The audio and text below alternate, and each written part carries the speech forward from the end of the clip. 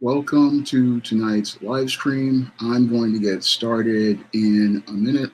I just want to let everybody know that the stream is going on right now.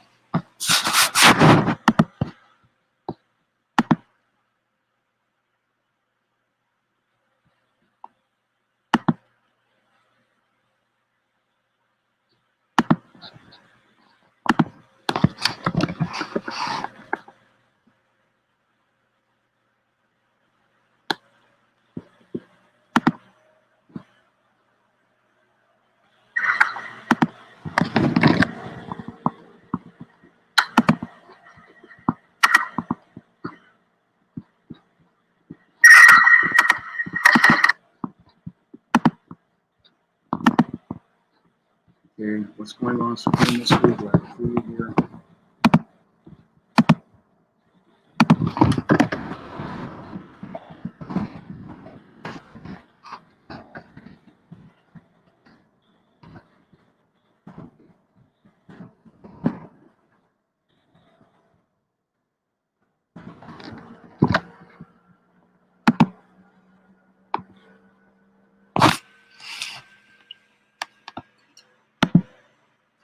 Okay, this is my first live in a couple of weeks on YouTube. Ever since I got that copyright strike from Camille Winbush, I won that whole issue as related to that because it was fair use and they finally took it off my channel. So I'm able to come back here and do lives. But I also plan on doing more Twitch live streams. So you'll be seeing me on Twitch and YouTube at the same time. I'll be using the StreamYard to do live streams from here on in. So I want to welcome everybody back to the live stream. And I also want to get through some perfunctory before I start on tonight's topic. Now, I'm looking to get some sales for the upcoming ISIS Revenge of the Cyber Goddess, and I want to get to double digits. So if everybody could go out here and pick up a paperback copy, which is available right now, of the third part of the Cyber Goddess saga, it would be greatly appreciated.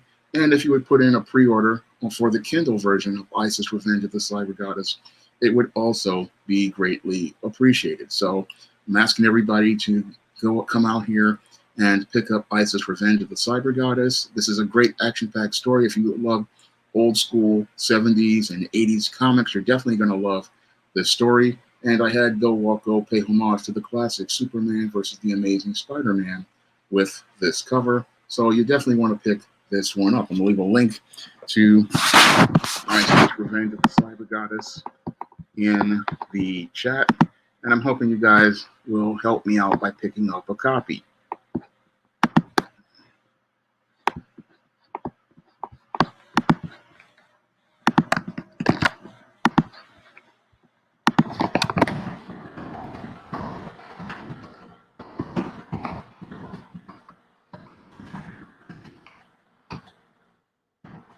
And I also have John Haynes taking care of business as well. So I'm also asking you guys to pick up this book as well. This was last month's book, and this is this month's book. So I'm asking you guys to pick up the two books of the 2021 catalog right now. And I'm going to give you guys a little update on the John Haynes at Death's Doors comic.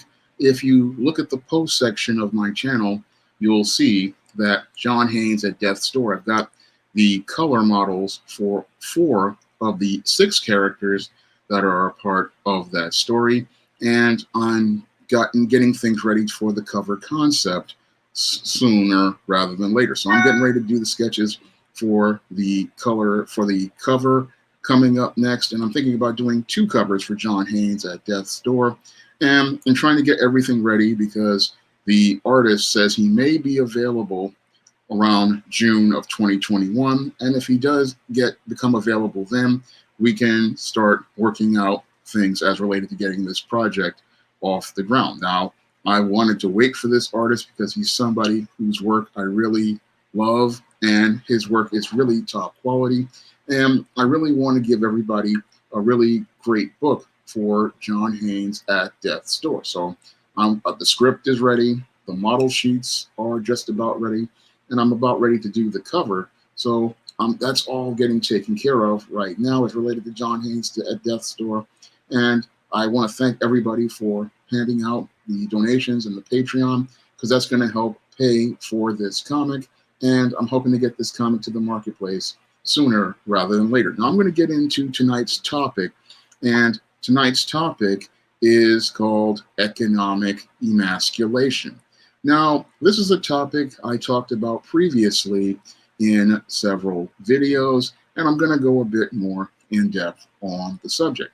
Now, economic emasculation is something that has happened to most heterosexual Black men out here. Most heterosexual Black men have suffered economic emasculation due to the discrimination Black men have faced in today's job market.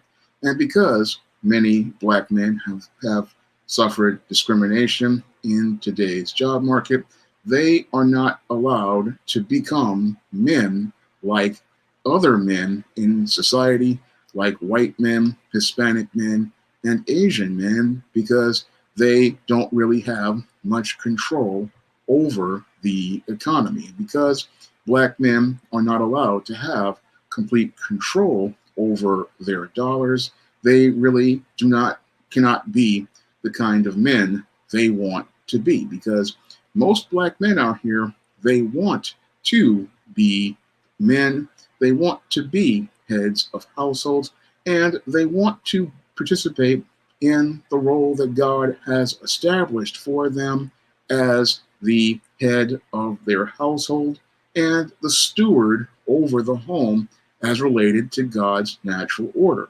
And the Black man wants to be a man like the way God wanted him to be, as the head who has that direct connection to the Most High God. And he wants to be a part of God's natural order and be able to control his household.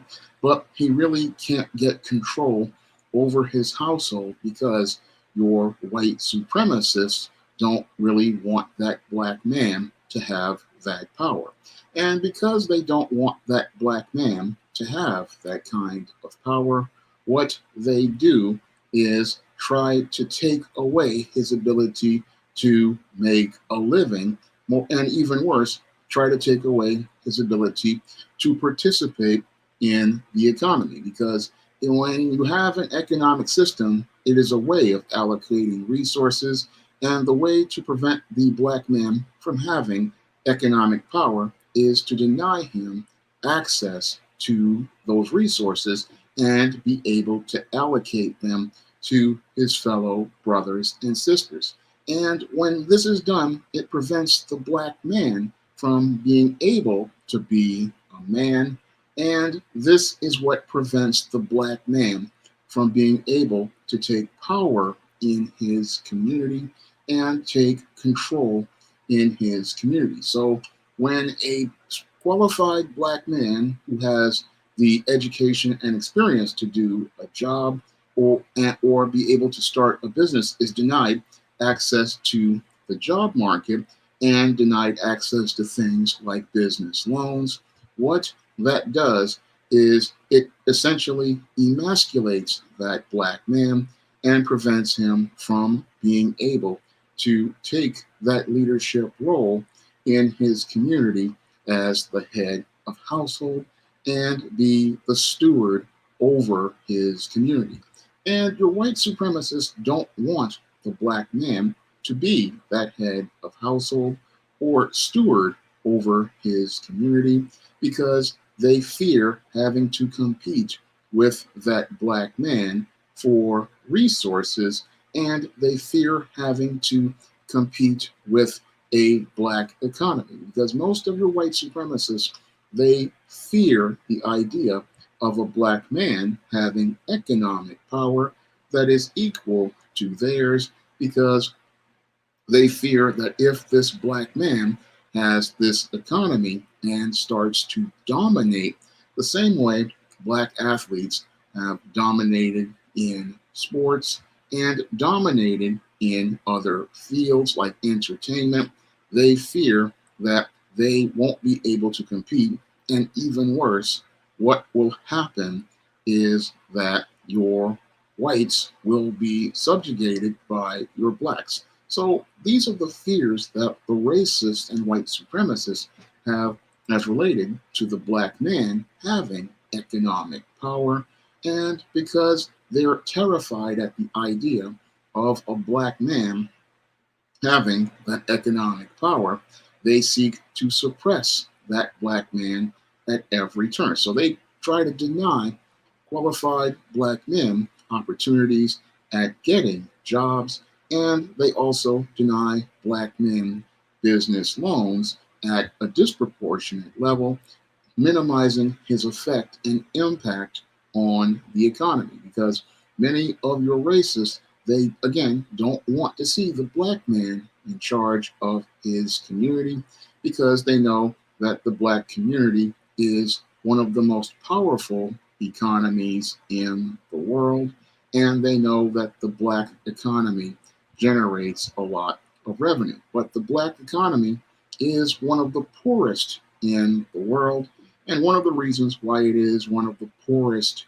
in the world is because your black man is not in a position of power and he is not in control over his economy. Because he is not in control over his economy, this is why 97% of his dollars flow out of his community to white supermarket owners, Arab grocery stores, Hispanic bodegas, Dominican barbershops, Korean hair and nail salons, Indian fast food restaurants.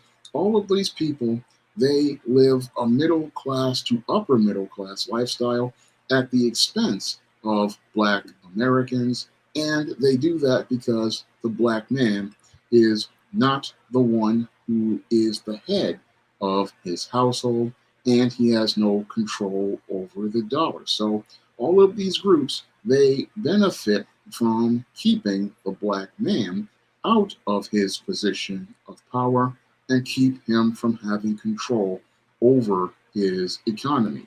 And because this black man is not in charge of his economy, this is why the flow of dollars goes out of the black community and goes into white and non-black hands. So keeping the black man out of the economy is something that is a part of your institutional and systematic racism, but most people don't want to talk about that part because to talk about keeping the black man out of control of his economy, this is something that they don't want to talk about because it means that they would lose control. So you'll have people talking around the whole idea as related to so-called black empowerment, but they will never really address the whole idea of a black man taking power, because things like your affirmative action, they were originally designed to give the black man back for past discrimination. It was actually designed to recompense black men for past discrimination and denial of access to the job market. But your racist went and undermined that program by going out here and hiring white women and also hiring the black woman. So they went out here and hired the black woman because they would be able to kill two diversity birds with one stone. They would, one, be able to hire a woman and a minority, meeting their diversity quota passively, but then aggressively, they were trying to undermine the black economy, because when the black man is not in charge of his economy, he doesn't, the whole economy suffers, because when you have your black woman, again, in a passive aggressive way, promoting diversity, but in control of the dollars in the community, that economically emasculates the black man. And once you emasculate the black man and take away his control over the dollars in the community, you practically undermine that community's ability to grow in any way, shape, or form. So when they went out here and gave all of these black women who had already been a part of the feminist movement all of these jobs, what they were doing, again, passively, was promoting the whole idea that your black woman is going to be strong and independent, but aggressively, they were taking a swipe at the black man as part of the second part of their campaign to tarnish and discredit the black man's image. Now, this is something I talk about in depth in my book, Why 70% of Black Women Are Single.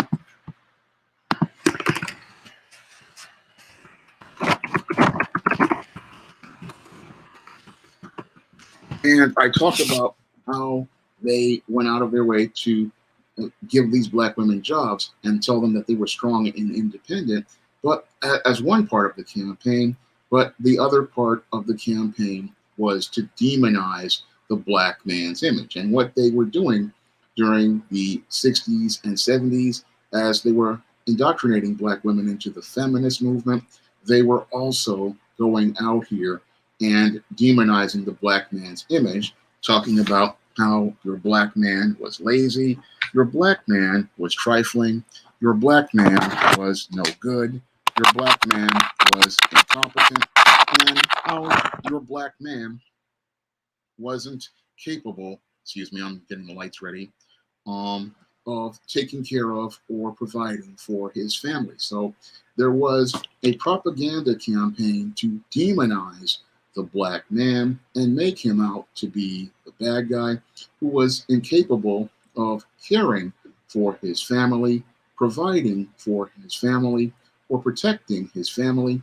And this propaganda, combined with the propaganda that white feminists pushed out here, managed to drive a wedge between the black man and the black woman. And this managed to cut the black man off at the knees. And it made it look like, oh, the black man is not capable of providing for his family. And it was all part of the narrative to emasculate the black man economically. So what they wanted to do was demonize the black man and make it look like he was incapable of caring for his family, and didn't even care about caring for his family. These were the type of propaganda narratives that your white supremacists and your white feminists, who are basically white supremacists, wanted to push. Thank you, Michael Gray, for the super chat. I really appreciate it. And I'll take a minute to give everybody a shout out. Glad to see you here, Supreme Mystery, Z Ken, Farside, T-Mac, Steve Owalamak, Z D Stewart, Matt Turner, glad to see you here. Ryan James, Supreme Mystery, glad to see you all here on the live stream. And again, if you want to donate to the live stream, you can do so. And if you want to donate to the Cash App, which gets the money directly to me, you can donate to the Cash App as well. But I'm going to get back into this because I see the economic emasculation. Again, they wanted to strip this black man of his ability to be a man. They wanted to strip him of his ability to be a leader. They wanted to strip him of his ability to be a steward. And they wanted to push propaganda narratives on TV shows and movies talking about jive time black men. Thank you for appreciating the content, Dylan. I'm continuing to try to put it out here. They wanted to make it where he was just incapable of leading his family. And they wanted to push this narrative of this trifling, no good guy, which is what whites wanted to see about black people. And they pushed this in their media with their pimps, with their hustlers, and with their other jive time characters. But this was all a repackaging of old stereotypes like the brat brute, like the minstrel, and like many other characters that they produced during the antebellum period here in America. So they wanted to repackage these characters, and sadly, many black women, they ate this up and believed these false narratives as related to black men. And because they believe these false narratives as related to black men, they wound up again buying into this propaganda, believing that your black man was not capable of being a leader, not capable of being a head of household, not capable of being a steward. And that was never the case at all. the big problem was many of our black men were denied access to the job market back in the days of Jim Crow due to these Jim Crow policies in the South and these discriminatory policies in the North that went out here and created unwritten social policies that said, oh, a black man can't have certain jobs and a black man can't be hired for certain jobs. And this was all done, again, to box the black man out of the job market. And it's still going on to this day. And again, when you have a group of men who are not allowed into the job market or able to get the capital to start businesses, this prevents these men from going out here and fulfilling their roles as the leaders in their community that God created them to be the stewards who would be accountable to the Most High God, and to be the ones who would assert authority in their community. Because in order for a man to be that leader and that steward under God's standard, he has to be a person who has the economic means to be able to dictate terms in his community. So if you have a black man and he does not have any sort of economic means to control the way people are hired, how the community standards are maintained, and be able to maintain a standard as related to how commerce goes in his community, then how can he assert any sort of power? That is a critical question most black people really need to ask, because if the black man is not allowed economic power in his community to be able to control the businesses in his community, then he cannot control the commerce in his community. So that means he cannot control what flows into his community and what flows out of his community, and he doesn't really have any sort of political say over what policies go on in his community. So you have a black man who, if he does not control the commerce and the flow of dollars in his community, he can't really come in and have a say of what goes on in his community. Moreover, he cannot control the policies and he cannot control the politicians, because economic power is how you get political power. And if your black men aren't controlling the businesses, then they cannot go out here and form that political base that picks the candidates who get elected. And that's, again, all done by design, because they want to emasculate this black man, drop him down to the role of a boy, and then they want to put the black woman over the black man and have him not in his leadership role, but in a submissive, childlike role. And the reason why they want to do that is because they know that the woman is emotional. They know that the woman is a consumer, and they know they can control the black woman. Now, this is not a jab at the black woman. This is what white supremacy wants to do. They want to use the black woman to undermine the black economy, and they've been very successful at using the black woman to undermine the economy, because they know that black men are leaders, and leaders produce, but females are consumers, and females make other people rich because they go out here and buy consumer products. So that's one of the reasons why they want to go out here and economically empower the black woman, because when you economically empower the black woman, you make other people rich at the black woman's expense. So they emasculate the black man economically, but then they enrich the black woman, and that takes the flow of dollars from going into the black community, going out of the black community. So that's done by design by the white supremacists. And they do this because, again, when you give the black woman jobs, when they give the black woman loans, they know they're going to profit at the black woman's expense because the black woman, again, is caught up in her emotions and is going to do more buying than selling. And that's a very key term when you really think about it, because if you're not selling anything, you're not profiting. Because when I go out here and, again, produce publications like ISIS, Revenge of the Cyber Goddess, and John Haynes Taking Care of Business, I'm creating tangible products that bring revenue into the black community. But when a white black woman goes to buy a hair weave from a Korean, that takes money out of the black community. So when your black woman goes out here and is given all of this money, it's not returning to the black community. Thank you, Ronald, for the super chat. I really appreciate it. Yes, definitely empowering the black woman is part of the plan to destroy the race.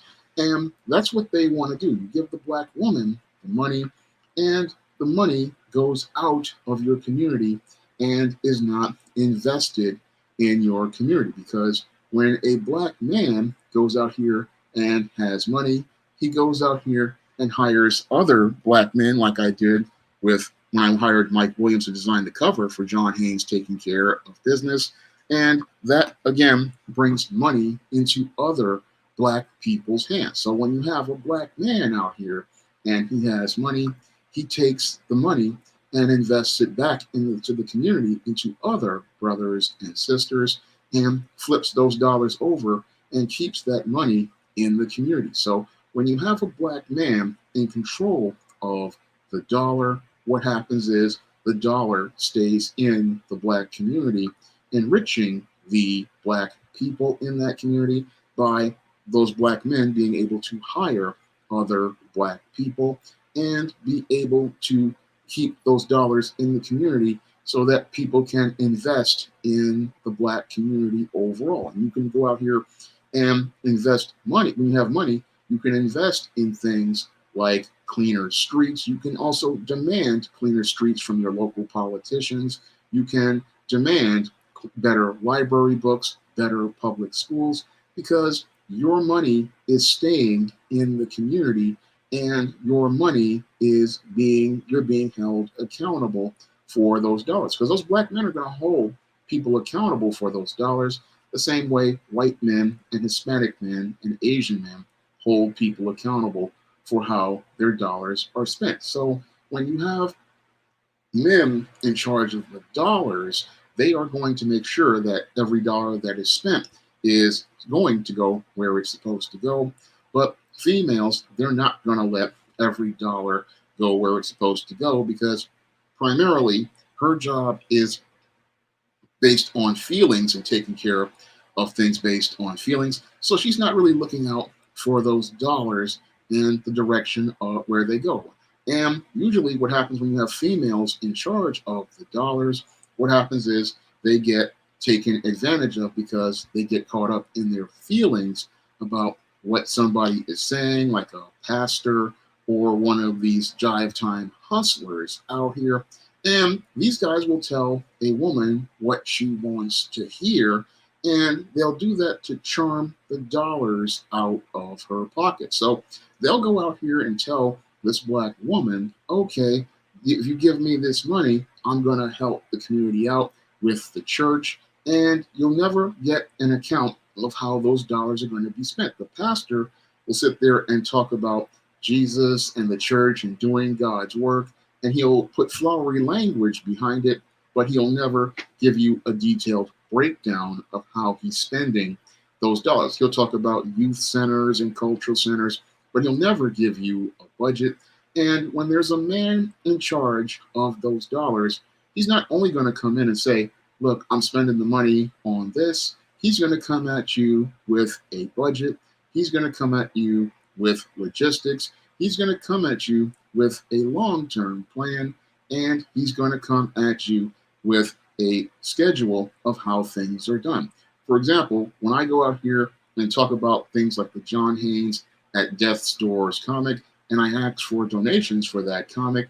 I talk about the budget for that comic, and I have laid out the logistics as related to the timeline, because I'm hoping to get this comic out by the end of the year at best, because it depends on the artist's schedule. But I come out here and I say, okay, the art's going to cost this much, the lettering is going to cost this much, the printing is going to cost this much, and you have logistic dollar as related to the dollars, and you have a timeline set for how you're going to implement what you're going to do and the goals that are going to be set. So when you have men in charge, there is a structure as related to things, but when women are in charge, they just go along to get along, because they are naturally wired to be followers. And because they're naturally wired to be followers, they are just going to help this pastor exploit the Black community, because they don't really know that they're being taken advantage of. So you'll have your Black woman out here thinking that she's helping her community, but she's being used to hurt that community. So when you have a Black woman in charge of the money, there is no accountability, and the money just goes out of the community without anybody saying, hey, where are these dollars going? Meanwhile, while she's spending all of this money, many of your males, they are emasculated, they are in a weaker position, and they are presented into dependency. And a man was never designed to be dependent on a woman. So what you have in Black communities are a lot of males out here, and a lot of these males, they are like your Pookies and your Ray Rays. They are not really into their roles, and they are basically overgrown children. And a lot of these males, they wind up dependent on the female for their basic needs, and they're not able to do what they need to do, because the white supremacist does not want the Black man to rise to power. They don't want the Black man to get any sort of job. They don't want the Black man to have any sort of business. They don't want the Black man to have any sort of power, because, again, they fear having to compete with that Black man. So this Black man, he winds up in a state of arrested development, where he never matures into manhood. And the reason why he never matures into manhood is because when he's growing up in these female-headed households, one, he never learns about his role as a man, being the leader who has a direct connection to the Most High God, being a steward who is responsible to the Most High God, and being part of God's order, which is a chain of command, like Ringo, Black Male Advice TV talks about. But he never learns these roles. And because he never learns those roles, he never learns how to take charge of his community and take charge of his economy. So you have a lot of these males out here, they are basically stuck at a mental age of, I'd say, anywhere from 8 to about 16 years old, but they never grow into manhood, because one, there's nobody there to teach them about their role of the man. Your pastor will not teach these types of sermons.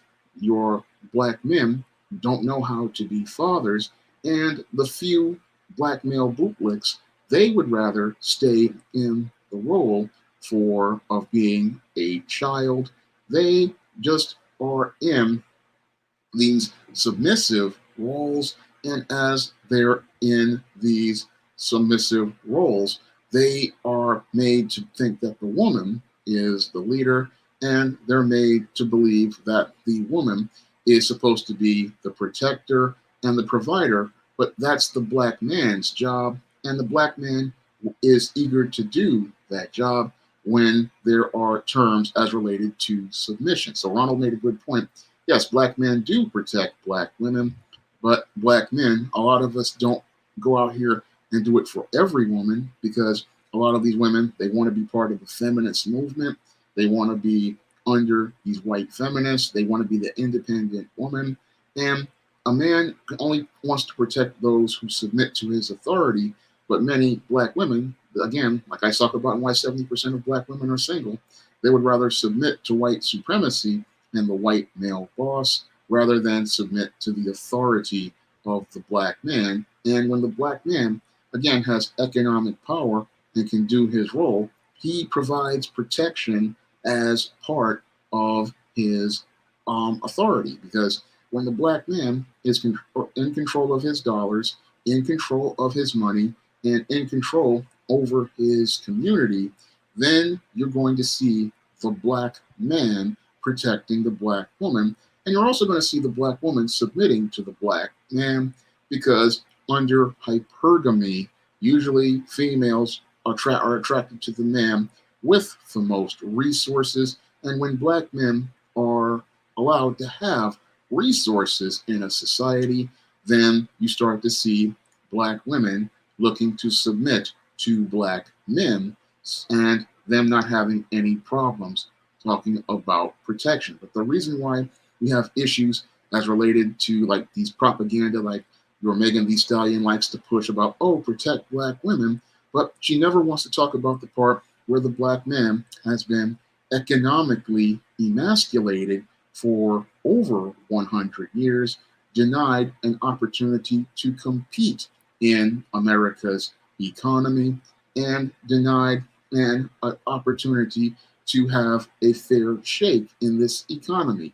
Because every time a community of black people build themselves up, you have a group of white supremacists who look to destroy everything that those black people do. For example, in the case of your Black Wall Street, we had a thriving black community, we had a thriving black economy, and we had black people who controlled the businesses and controlled the whole state of that community. And that community was a very intact community filled with patriarchal families, but your white supremacists did not like the idea of black people being in control over their economy, being in control of all of the businesses, and being in control of keeping dollars in their community. And they didn't like it because it refuted many of the narratives that your white supremacists had, talking about how blacks were inferior. And this was something that was taught in universities and colleges, and professors got doctorates on these types of materials, but they didn't want anybody refuting their intellectual narratives, so they sought to destroy those black communities like Rosewood and Black Wall Street, and they would use these white women and their lies to have a reason to justify for destroying those black communities. So this was something that was done because, one, you had black people showing that we were human, and two, we had black men in charge of the community, and those black men were refuting many of the narratives that your racists were pushing about, oh, blacks were inferior, blacks weren't capable of controlling the dollars in their economy, and blacks were not capable on the same level as a white man. So we had people looking to destroy black communities and black businesses because they don't really want that the black man in charge and power, because if, again, that black man were to gain that type of economic power like we had in Black Wall Street and take it into things like industry on an equal level, then we would probably dominate, again, the same way we dominated in the NFL, the way we dominate in the NBA, and the way we dominate in many fields, because many black people are highly intelligent, many black people are highly creative, many black people are very talented, but your white supremacist does not want us to see black excellence. All they want us to see is black incompetence, because black incompetence is something that people really want to push as a narrative. And that's why they'll go out here and get a bumbling, stumbling bootleg and put them in an executive position, because passively they will talk about, oh, we did this for diversity, but aggressively they want this guy to fail so that they won't have to open the door to other Black people. So this is something that is, again, done by design. They will go find themselves a Black bootleg to push whatever first Black president, CEO. And when he fails to do his job, what happens is that this guy winds up failing, and when he fails, they use that as a reason to close the door on other Black people. All part of the whole economic emasculation narrative, because the economic emasculation narrative is about stripping that Black man of his power, stripping that Black man of his ability to have control over his dollars and having control over all of the money in his community, because many people fear that if your Black man has power over those dollars and power over his community, he is going to establish an order in his community. He is going to establish structure in his community, and he is going to go out here and establish high standards in his community, standards that will not have Black people chasing a white standard, but creating a standard that is of his own. And that's something many of your white supremacists fear, is that Black man going out here and establishing a standard for himself and a standard for his community. And that means if that Black man establishes that standard and has the money to control his community, it means that those whites won't be able to sell you their books, sell you their movies, and sell you their ideas and have you seeing yourself as second best. No, you'll be seeing yourself as first. And when you start to see yourself as first, you're going to go out here and say, I want the Black image first. You're not going to be like a lot of the spellbound Black folks who walk out here, I want the white doll. No, your standard is going to be, I want the Black doll. And we're going to go out here and promote and support Black excellence. And that's something that many of your white supremacists don't want, because the whole idea of a Black man dictating terms in his community, again, means they can't make any money. So they can't really sell you their products. They can't sell you their ideals about life, and they can't sell you their American dream. So they can't sell you their narratives, and they can't get you to buy into their narratives of so-called success, because you're following a different standard.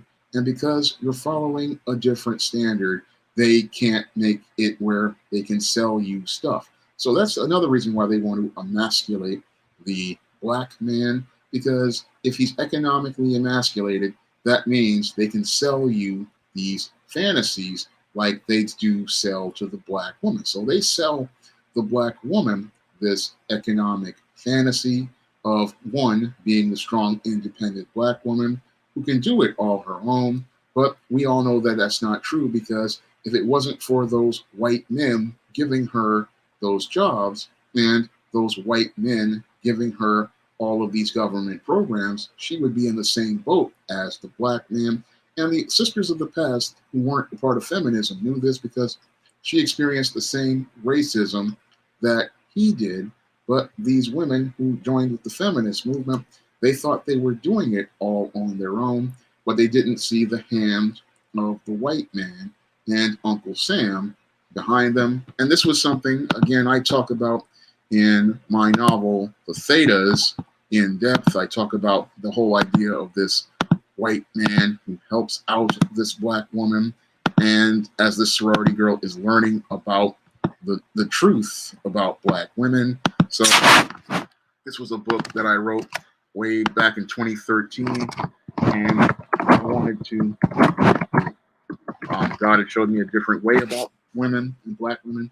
So I wanted to show people that these women were not doing it on their own like the propaganda in the media was telling them.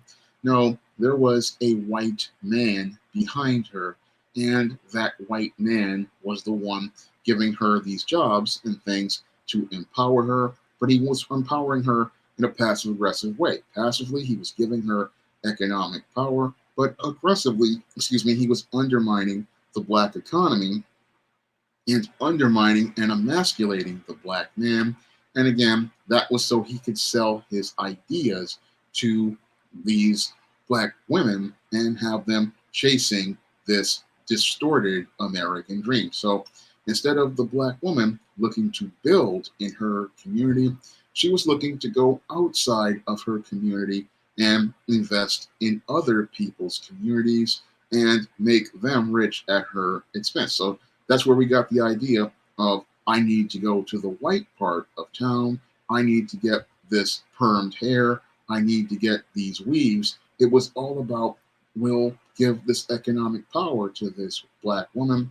And because she goes out here and covets whiteness, she'll go out here and spend all of her money chasing this idea of whiteness, white acceptance, white approval.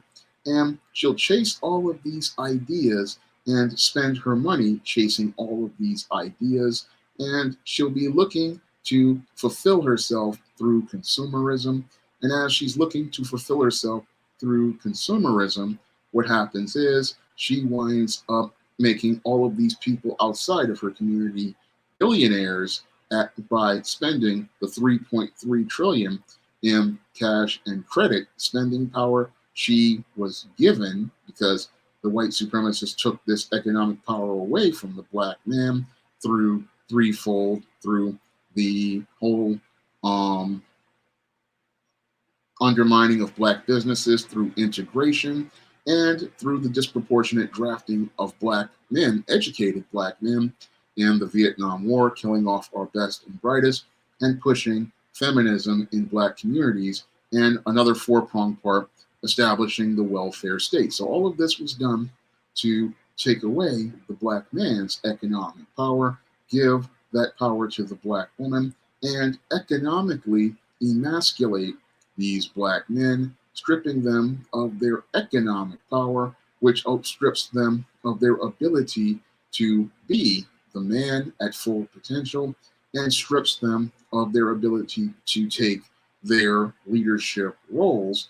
And all of this is done and then compounded by the unfair enforcement of laws like your domestic violence and other laws, all meant to strip that black man of power and prevent him from being able to take a leadership role at a job, take a leadership role at the home, and take that leadership role in business.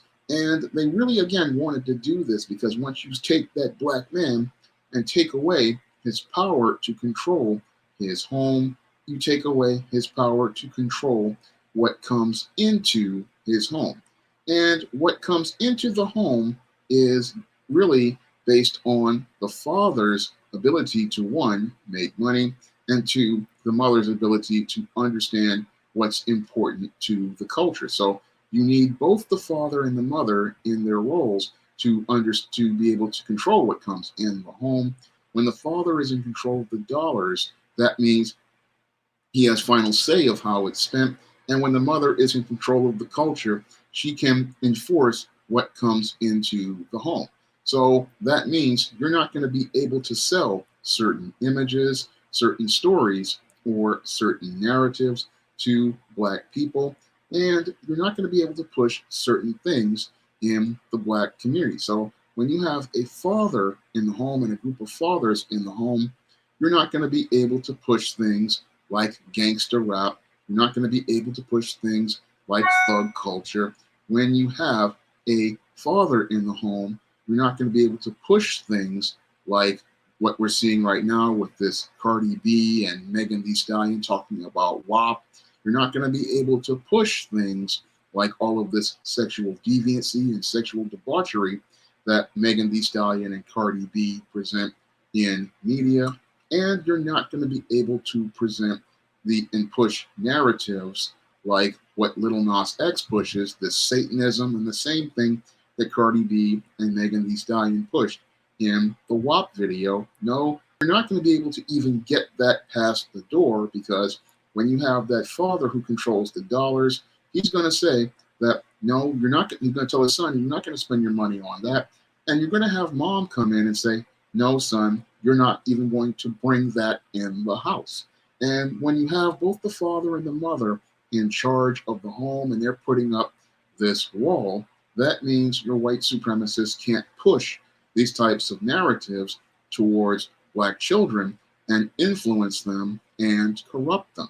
So when you have two parents in the home in charge of things, you can't push these types of narratives that degrade the black image and are anti-black, and then talk about how they're entertainment, because the father's going to see through it because he's going to have critical thinking skills, and the mother's going to see through it because she has been taught by the man that certain images are detrimental to her children. What's going on, computer robots?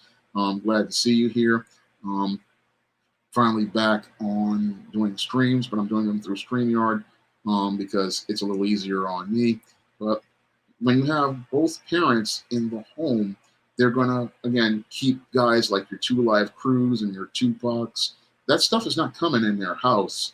And they're going to, again, make sure that their kids are not imbibing that detrimental images and detrimental media, not only from your Cardi B's, your Megan Thee Stallions, and your Tupacs, but they're also going to keep them away from people like your Alice Walker, who push anti-black narratives in books like The Color Purple, and go out here and misinterpret books like those created by Zora Neale Hurston. Because they're going to be in charge of the schools, and they're going to ensure that your kids are not imbibing poison that is detrimental to their minds and detrimental to the black image. And that's one of the reasons why your white supremacists wanted to bust up the black family, because if, again, you have that man who has economic power in his community and you have him out here dictating the terms, certain narratives, again, are not going to be pushed towards black people and black children, and they're not going to go out here and push these kind of narratives to our children. Well, Andy, as I see it, Candace Owens is a bit of a clown, so I don't really take your Candace Owens seriously. I mean, she's one of these people I believe is pretending to be conservative, and then once she gets turned out by these white men, will be back out here looking for black men, similar to Stacey Dash. So I don't take her very seriously. Now I'm going to get back to what I was talking about, because, again, when your black man is running things in his community, you're going to have order, you're going to have structure, you're going to have things in line, and you're going to have a model community. And they don't really want to have that, in black communities. They want to have this black man in this emasculated role. They want him in the role of a child. They want him in this role of being less than. So having the black man emasculated, this is what the white supremacist wants to see. This is what he's comfortable in. And he socially engineers things so he can get that result. So what he does out here is deal with things, and by undermining black men, undermining black men's ability to gain access to the economy, and undermining the black man's ability to go out here and start black-owned businesses. So he goes out here and makes efforts to prevent black men from being able to take care of business inside of his community, and he prevents the black man from being able to run things in his community. So there are things that, again, are done to prevent the black man from being able to do things. I mean, he wants to be a man. He wants to be the head of household. That's something I want to do, but I run into a lot of discrimination in things like the job market, where a lot of these companies, they'll go out of their way to hire this black woman, and they'll do this basically because they want to meet these affirmative action quotas, and they'll go out here and do this. Oh, I hired this black woman, and they'll give her this economic power. And as they're giving her this economic power, they gas her head up and make her believe that she is so much greater than what she is. And they tell her that, oh, you're an independent and strong woman, but she's not really an independent and strong woman. She is being given a role by white supremacy.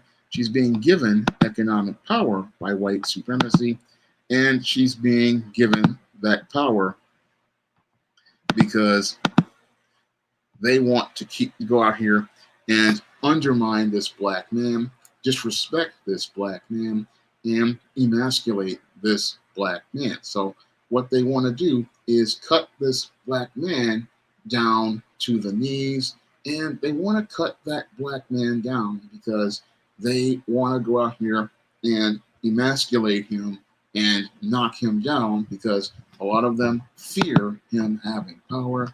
They fear him having control. They fear him being a leader, and they have no respect for this black man. So they want to go out here and cut that black man down and prevent him from being who he is. And they want to go out here and again, economically emasculate this black man.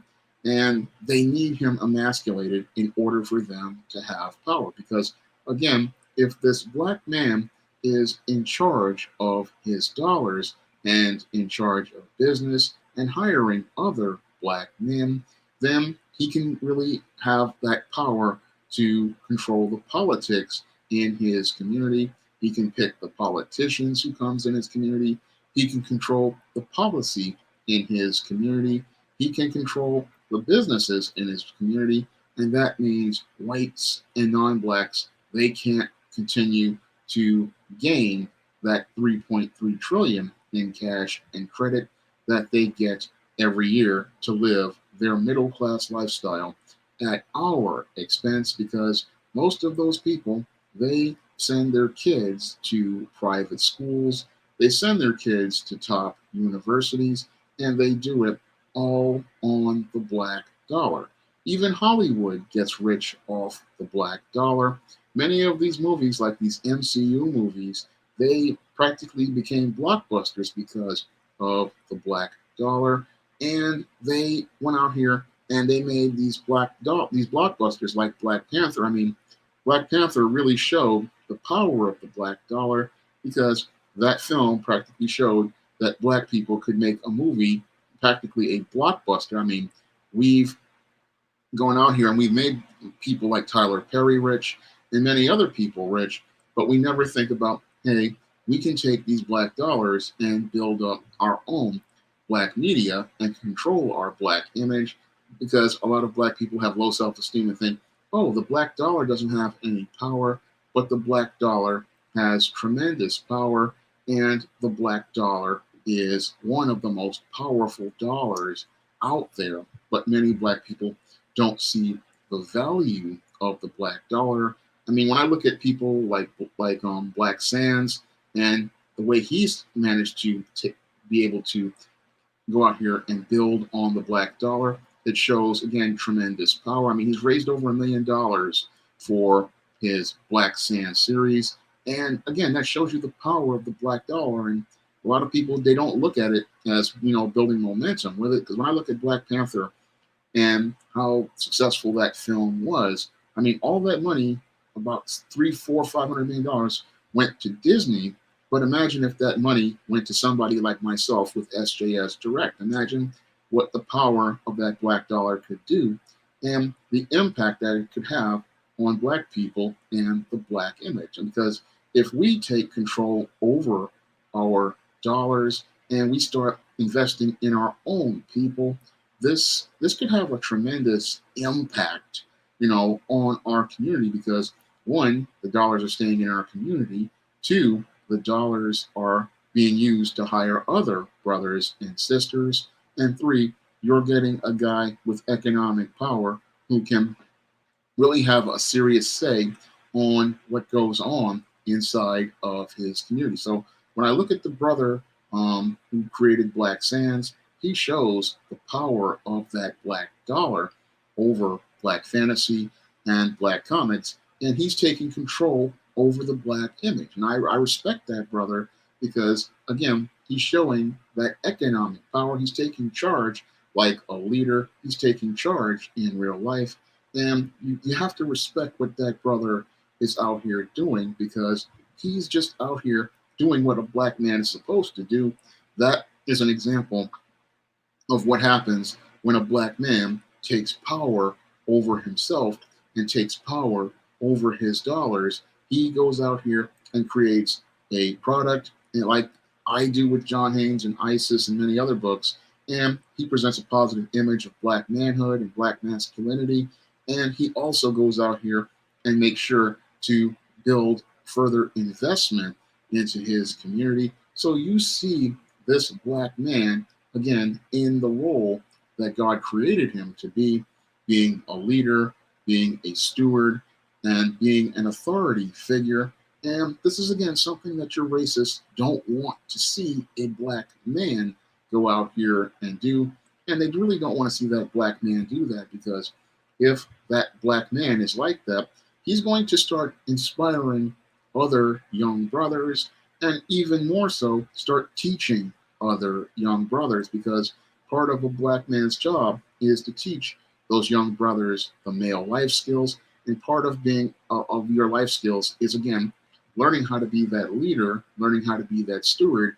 And that's what you're taught by another black man. But a lot of brothers don't get this because they are still stuck in a child role, and they get stuck in that codependent child role because they are denied access to the job market and denied access to businesses. So they are emasculated and they are neutered, and they're still stuck in a child role. They're still living with women. They're still dependent on women. And that's the way the white supremacist wants the black man to be. He wants him to be under the woman and under her authority. He wants the black man to be submissive to the woman and dependent on her like a child. And a lot of people are wondering, oh, why doesn't a black man get respect? Again, white supremacy does not want the black man to get respect. And because some black women deify and worship white men, and they don't worship the Most High God, they take this black man, they have no respect for him, and they emasculate him because that's what the white supremacist wants to see. What they don't understand is that, again, this emasculation is something that he wants to see because he does not want to see a full-grown man, because a full-grown man is going to look that white man in the eye, and he's going to stand up to him, and he is going to set order in his community, and he's going to set order outside of his community by providing protection. And that's something the white racist doesn't want to see because, again, he wants to continue to control that black dollar, and he wants to continue to control the businesses in that community. What's going on, Tamari? I'm glad to see you here. Talking about the economic emasculation of the black man. And this is something that happens to a lot of brothers out here. This is the reason why we can't get jobs. This is the reason why we have a hard time getting our businesses off the ground.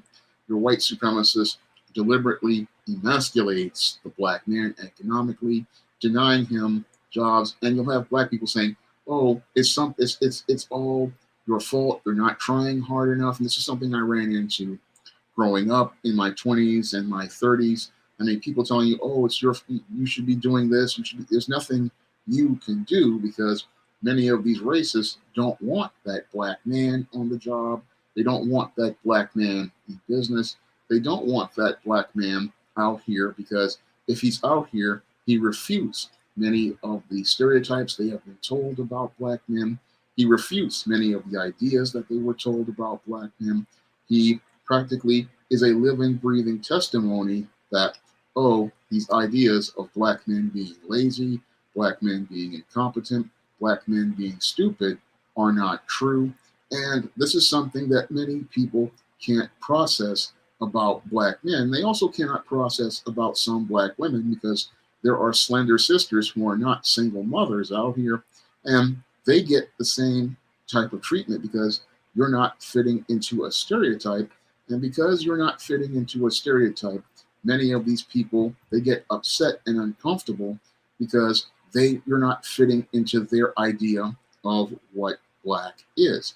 So when this whole concept again of economic emasculation of the black man, this is a concept many people aren't really understanding that much about. If you think about, oh, why can't this black man get a job even though he's got a college degree and graduated at the top of his class? Many brothers out here, they have a hard time finding work because, again, your white racists don't want to see that black man in a position of power, and they don't want to give a black man a position of power because they don't want to compete with that black man, and they also don't want him there because he refutes all of these narratives and ideas that they were taught for many years about black people. And to see this living, breathing refutation of that narratives as related to black men, this is something many people who are white and non-black, they can't process because all they're used to is the stereotypes that they've seen of black men being brutes, black men lusting after white women, black men going out here and being lazy, black men going out here and being incompetent. They are used to seeing these types of narratives, and this makes their world smooth and makes it easy for them to live in. But to actually live in a world where you have a black man who is capable of doing for self, setting his own standards, and going out here and laying and creating, again, like Z Kenneth said, creating his own table and his own terms. That is something many of your whites and non-blacks, they can't handle. And because they can't handle those ideas, it practically just makes their head explode when you have a black man who is a completely different frame of thinking. They don't really like those. They want the people who fit into their smooth world. They like their bonquishas with the neck rolling and eye snapping, the big fat black woman. They like the minstrel pookies and ray rays. This makes these people feel comfortable, and it makes them feel like, oh, my world is safe because I don't have to step up my game, because as long as this black person is in their place, and as long as this black man is in the role of a child, I can still gain access to the resources in that community, and I can still control those dollars in that community. And that's all what economic emasculation is all about, putting that black man in the role of a boy so that they can be able to gain access to that black woman and get her to spend the dollars, because as long as the black man is in the child role, he can't really have a say on anything.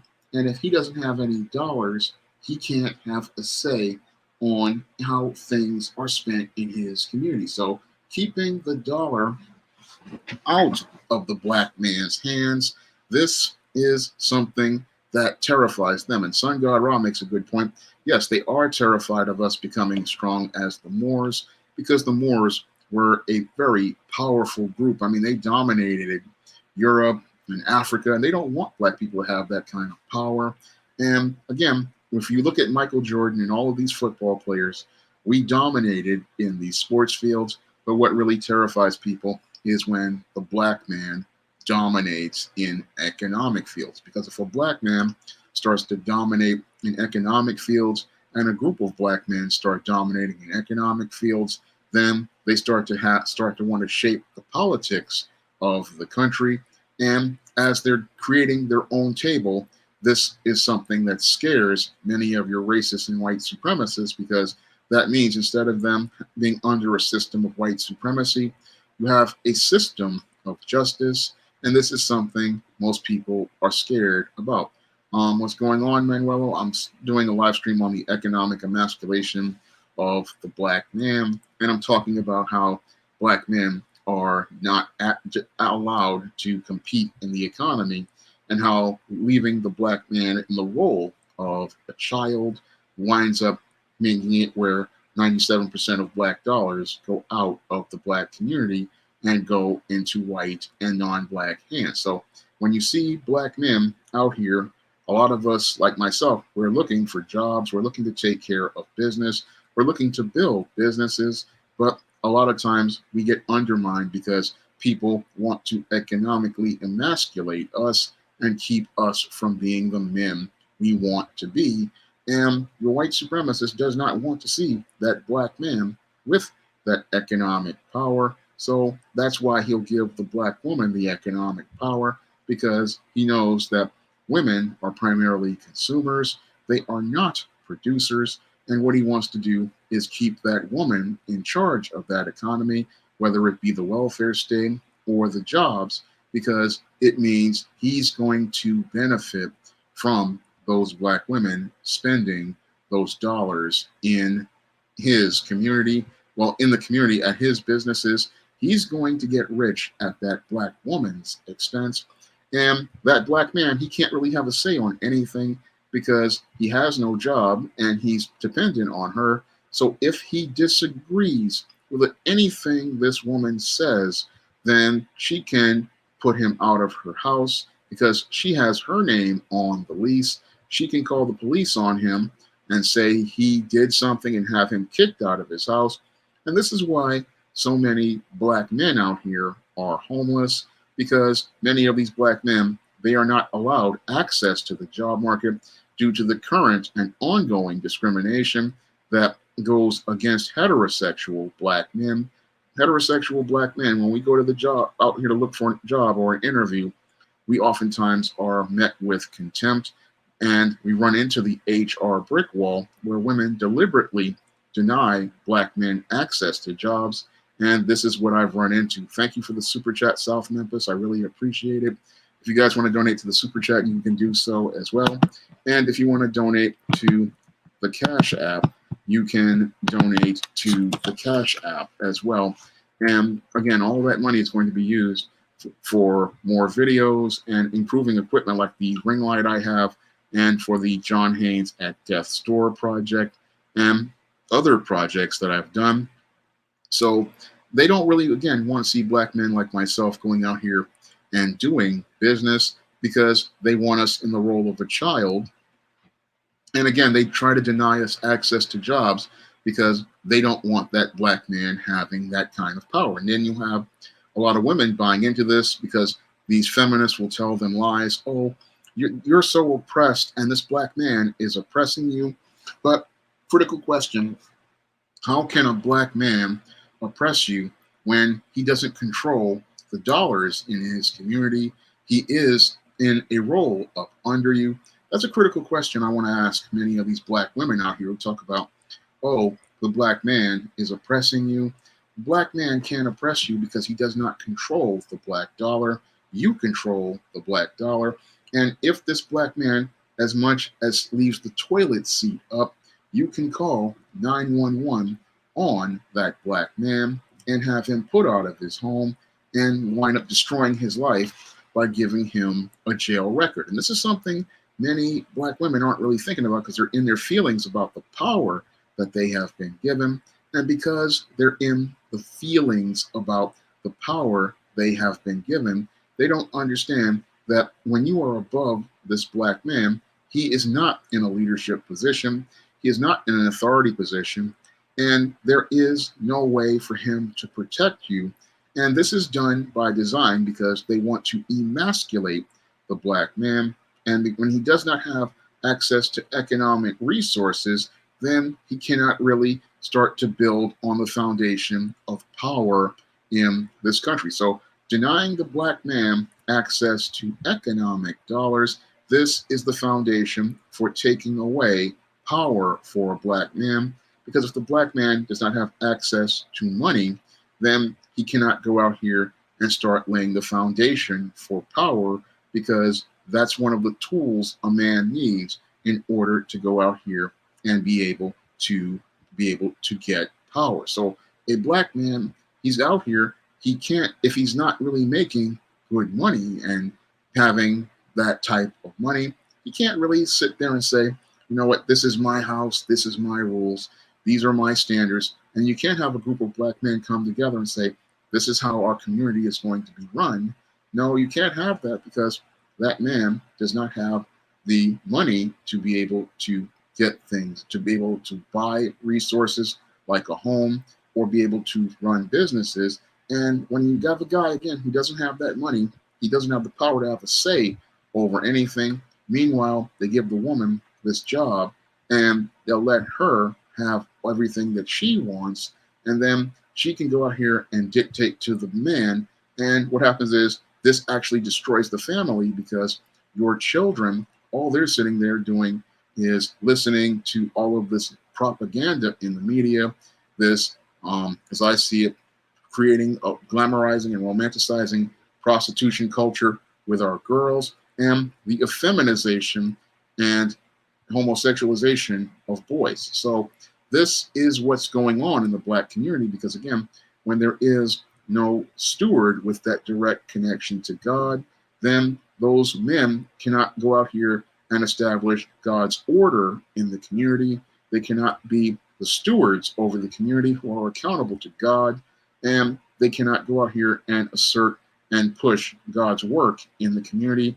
No, what happens is that when the woman is put in charge of the community, it is under white supremacy. And instead of the community looking to do the work of the Most High, it's looking to submit to white supremacy and do the work of the white man and be consumers and slaves to the white man.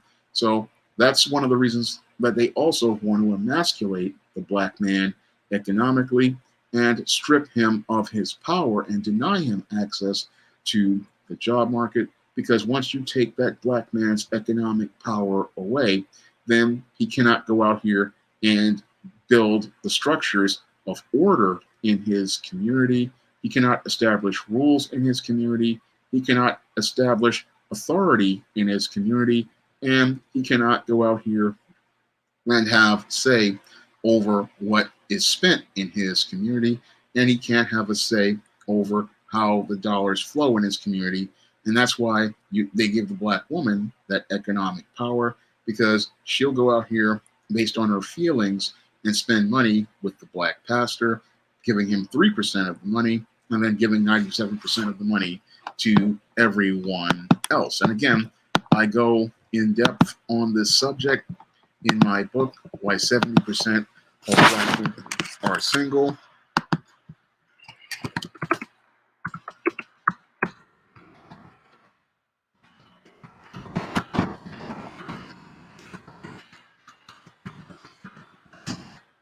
And that book goes in depth, showing you all the reasons why Black women are single, because that's done by design. And giving the Black woman, again, economic power is done by design. So this is all done to undermine the Black economy. Computer robots asks a good question. What can Black men do to regain their resources and regain control in their community? They can go out here and do that by supporting Black-owned businesses like the SJS Direct Imprint, by buying books like Isis Revenge of the Cyber Goddess, or John Haynes Taking Care of Business, or books like I Write Like the Man Crisis, or going out here and supporting brothers like Black Sands, because every Black-owned business you support, that helps towards Black people regaining their resources and regaining control in their community. And every Black-owned business you support, helps further build a Black economy. So whenever you go out here and buy a product from a Black-owned business like mine, what that does is allows me to go out here and hire other Black artists, or go out here and look for hire other Black people. And again, that allows Black dollars to stay in the community, and that allows us, as we continue to build wealth in the community, it allows us to further, be able to take control. Because how you take control, again, is through building the Black-owned businesses. And when you have Black people with dollars in the community, they can take power in the community overall. So Computer Robots also asks, you think the white woman and the white feminist is going to get control they are slowly taking control over the white dollar. But the whole thing is that the feminist, she's a consumer too, and she doesn't know how to build. And when she gets in charge of things, everything just falls apart. So when you have a white female in charge of the money, you're going to get chaos. And that's what we're seeing over the last couple of years as we've gotten more female empowerment. And this is one of the things that led to the fall of the Roman Empire, was the female being in charge and being given economic power. And sadly, history may repeat itself overall. Z-Ken leaves a point. In the schools, a well-behaved boy is, yeah, and it is a problem. I talk about that in the man crisis, because what they want to do is have this well-behaved, submissive boy, and that's why you get a beta male. And that's what these schools are gynocentric, and they're not really focusing on the boys' ability to build, because boys have to learn differently than girls. But in our school system, we teach obedience, submission, and these, again, are feminine skills. You have to teach a boy how to use his hands. You have to teach him about structure. You have to teach him about order. And the way boys learn is completely different than girls. And this is a big problem that is leading to so many of these beta males out here, because these boys think, oh, if I'm submissive and well-behaved, people will like me, and they go for social acceptance.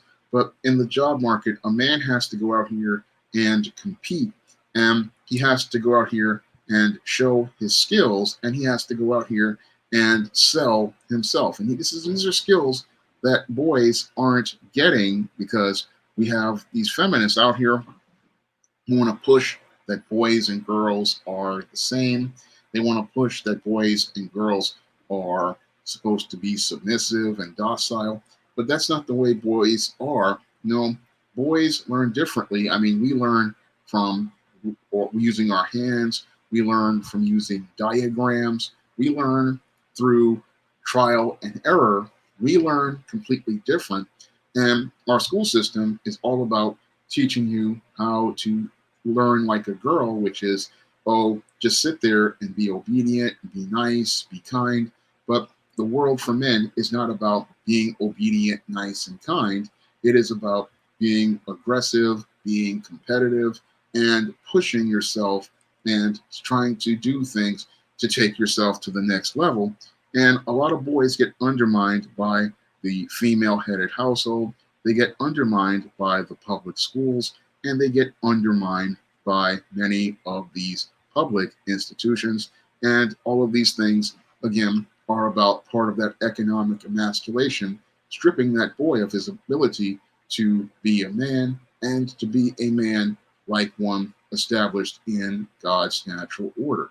So I'm going to get ready to wrap up tonight's stream. I want to thank everybody for coming out to tonight's stream. And I'm looking for sales this April on Isis, Revenge of the Cyber Goddess. And if you guys could pick this book up on Amazon, it would be greatly appreciated. This is the third part of the Cyber Goddess story arc, which started in Isis, the Beauty Myth, and continued in Isis, Wrath of the Cyber Goddess. And this action-packed Isis series adventure is one, as I see it, a fantastic action adventure that is just like old school comics. So I really would appreciate if you guys would come out here and pick this book up and get the sales into double digits like you did for John Haynes Taking Care of Business, because I really want to try to get the sales up on these books, because the higher the numbers the sales go up, the easy I can go out here and, again, have the resources to create more products. And this will also allow your kids to see positive images of Black women like Isis, here as she takes on the Cyber Goddess, and positive images of characters like John Haynes. And these kind of books, they really help your children, and they really help you. And when you see a positive image of a Black man or a Black woman, it can really shape the way you see yourself and the way you can see your world. So I grew up with images like Cosby Show, A Low Down Dirty Shame, and movies like Hollywood Shuffle. And this type of media, again, it can change the way you see yourself and change the way you see the world. And instead of you seeing yourself as under some white person, you can see yourself as being in a leadership role. So getting these books for your kids can really change your life. I mean, if you like Black Sands, You're going to like the John Haynes and ISIS series books. And these books, again, they're going to change the way you see yourself and change the way you see the world. So I'm asking everybody to go out here and pick up ISIS Revenge of the Cyber Goddess in paperback this weekend, or pre-order for Kindle. And I'm asking everybody to pick up a copy of John Haynes Taking Care of Business on Amazon this weekend. This is, again, is about not only just supporting me, but it's also about helping yourself and helping your kids by seeing some positive images of Black people, and again, further seeing positive images of our community. So I want to thank everybody for coming out to tonight's stream, and I hope you'll be there for hopefully next week's stream.